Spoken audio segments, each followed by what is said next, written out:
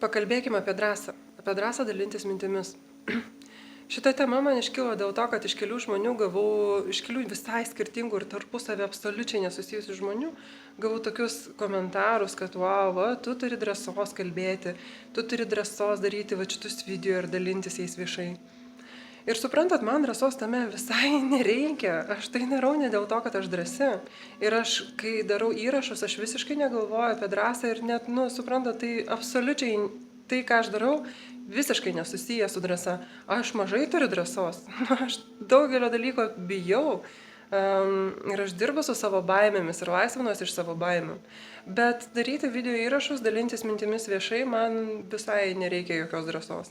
Todėl, kad yra skirtumas tarp to, kaip aš jaučiuosi ir motyvas, dėl ko aš tą darau, ir tas pats veiksmas, bet kai jam atlikti reikalinga drąsa.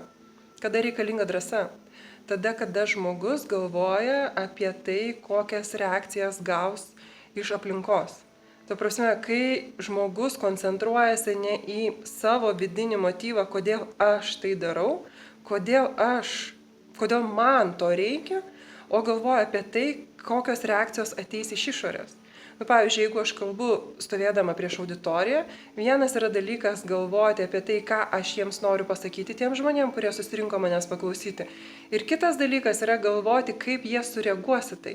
Ar jiems patiks ar nepatiks, ar jie kritikuos mane ar nekritikuos, ar jiems bus priimtina ar nepriimtina tai, ką aš noriu jiem pasakyti. Tai jeigu aš galvoju apie tai, ką aš noriu jiem pasakyti, tiem žmonėm, kurie atėjo manęs išgirsti, kuo aš noriu su jais pasidalinti, jeigu aš į tai, ką aš darau, žiūriu kaip į norą padėti, praturtinti kitus žmonės, kažkokiom pasidalinti savo realizacijom, savo patirtimi, savo dalykais, kurie mane veža, kurie man labai įdomus, kuriais aš domiuosi. Jūsų draugais, kai dalinatės apie dalykus, kurie jums labai patinka, kažkokiais įspūdžiais gerais, pozityviais, tai jums drąsos tai nereikia.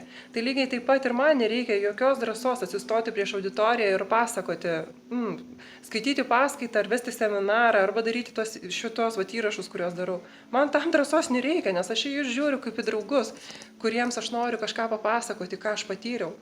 Bet jeigu aš daryčiau bet ką, su mintim, kad daryti tik tai, kas žmonėm patinka, tada taip, aš visą laiką turiu tokią riziką, kad aš kažkam iššauksiu, kažkokią nemalonę emociją.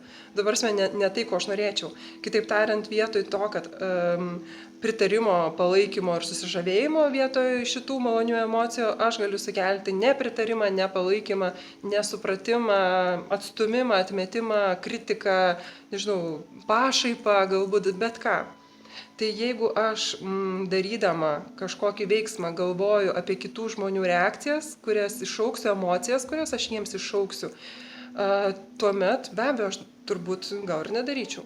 Todėl, kad visą laiką yra tikimybė sulaukti kažkokio tokio, nepritarimo, neigiamo atsako, nemalonaus atsako.